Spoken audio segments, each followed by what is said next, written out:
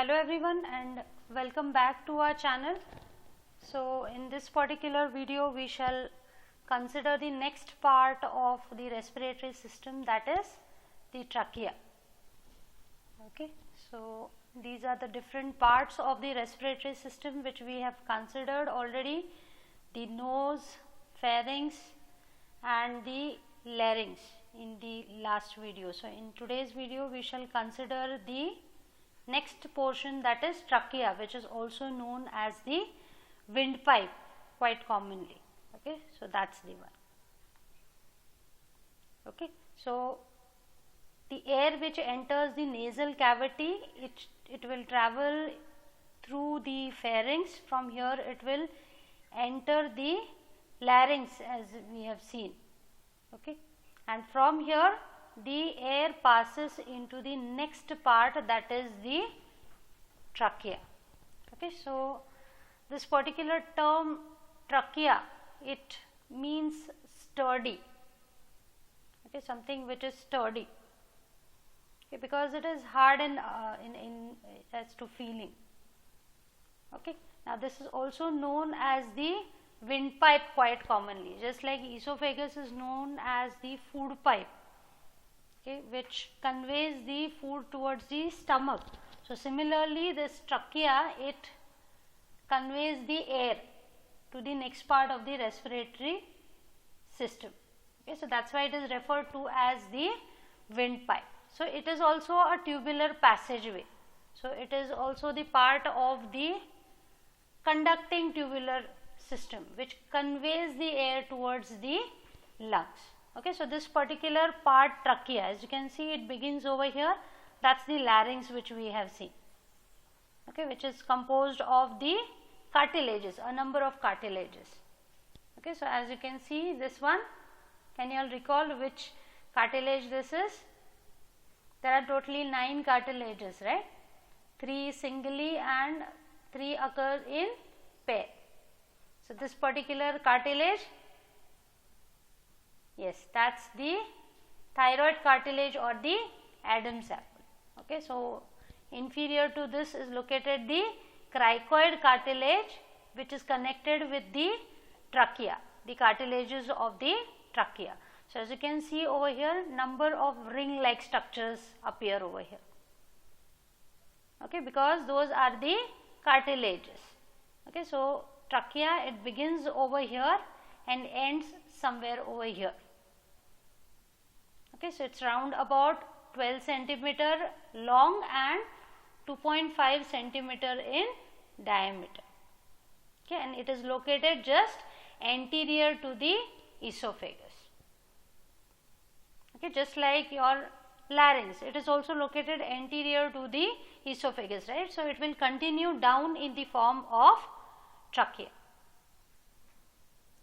Okay, so it will continue up to the superior border of the 5th thoracic vertebra. So at this particular point it divides. It divides into the 2 bronchi, primary bronchi.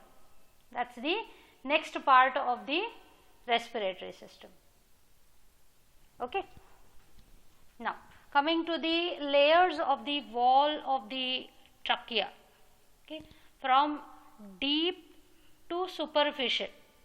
Okay, so deep means the one which is in contact with the air which is passing through. That layer is the mucosa. Outer to that, layer called submucosa is present. Next layer is hyaline cartilage, and the fourth and the outermost layer is the adventitia. Can you all recall the layers of the GI tract? Okay, something similar to this, right? Mucosa, submucosa, muscularis mucosae and adventitia. So these are also similar to that, right? Okay, now let us see what are these 4 layers composed of.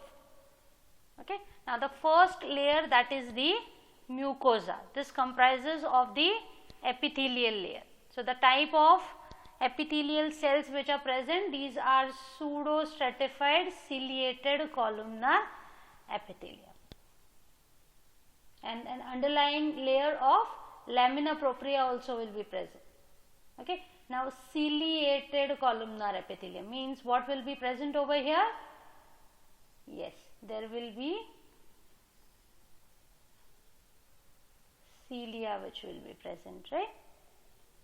Okay, so what is the function of cilia? They beat in a specific direction, right? So that's a protective function which they have. Okay, so these ciliated columnar epithelium along with the lamina propria, it forms the mucosa. Okay, now this lamina propria, it comprises of the elastic and the reticular fibers. Now what is the function of this particular layer? It is again protective function, right? That's because it contains the cilia, right? So these cilia will beat towards the larynx, and from here the dust particle will be moved out towards the pharynx. Okay, so it is protective against the dust. So whatever dust particle, if it has reached the trachea, it will be removed out by the beating action of this cilia towards the pharynx, so that it can be removed out. So nothing should travel further into the bronchi or the bronchioles. Then the next layer is the submucosa. So the submucosa, it consists of the areolar connective tissue, and this is also interspersed with the seromucous glands and their ducts. Okay, so to certain extent there will be some secretions which will occur in the trachea also. Then the next layer, that is the third layer, it comprises of the hyaline cartilage. Okay, now this cartilage will be in the form of incomplete horizontal rings. Okay, there will be 16 to 20 incomplete. That's very important. Okay, so there will be incomplete rings of hyaline cartilage that will resemble the letter C. So it will be C shaped, and these are stacked one above the another. Just like you stack the books one above the other, similarly these cartilages will be stacked one above the another, and these are connected through the dense connective tissue to each other.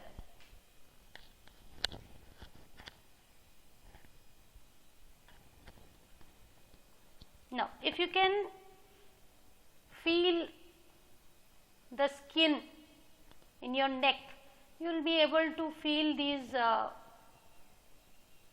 hyaline cartilage rings.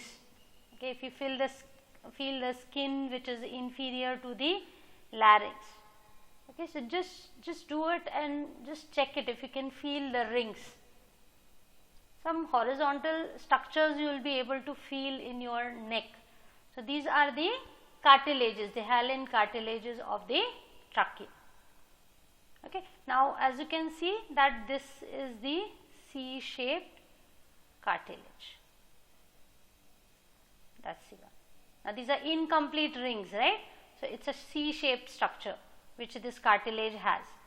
Now the open part of this C, this is the one.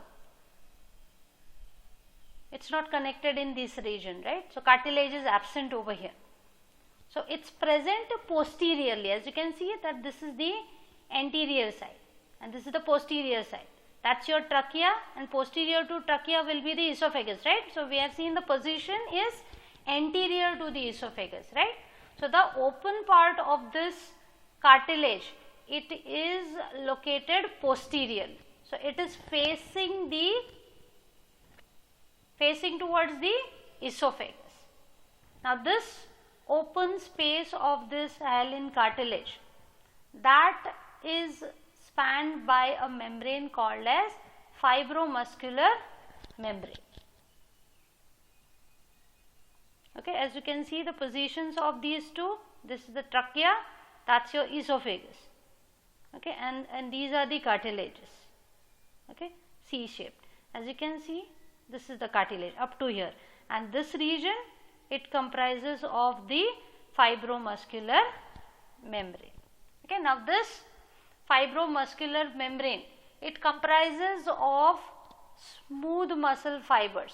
So these smooth muscle fibers are known as trachealis muscles, which is present within this fibromuscular membrane of the trachea.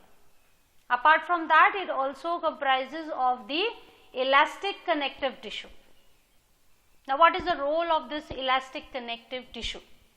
Now, because of this arrangement, the muscles and the elastic connective tissue, okay, so as the name implies, elastic connective tissue, it can change its shape, right? Shape and size. So this arrangement of the muscles as well as elastic connective tissue, it allows the trachea to change its diameter.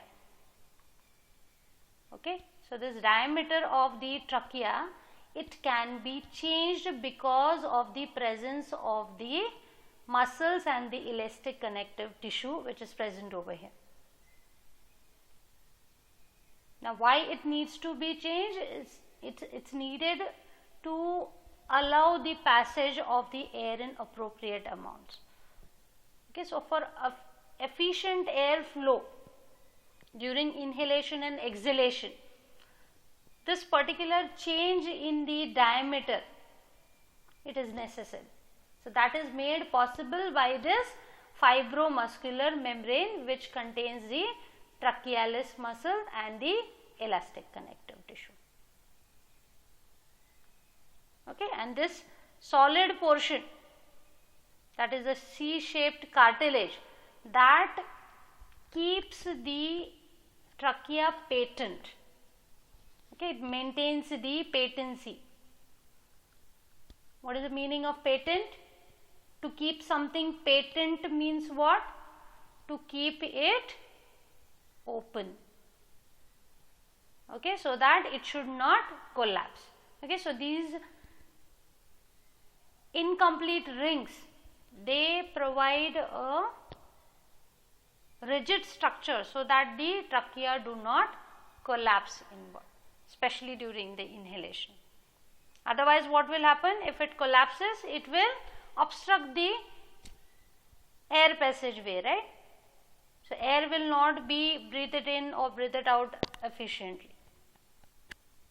Okay, so that's the role of the cartilage.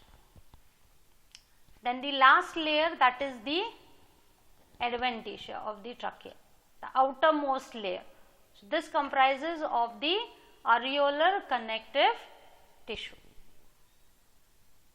Now, what is the role of this connective tissue? Is to join the trachea to the associated tissues, the surrounding tissues, so that it is maintained in place.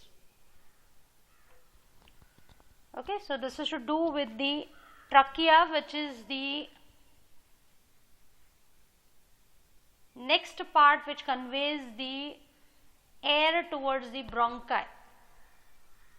Okay, so it is mainly comprising of 4 layers as we have seen, that is mucosa, submucosa, the hyaline cartilage which is present in the form of incomplete rings.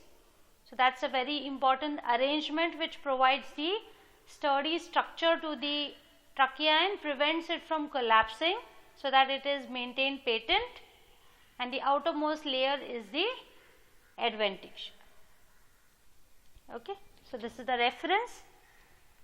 Thank you for watching.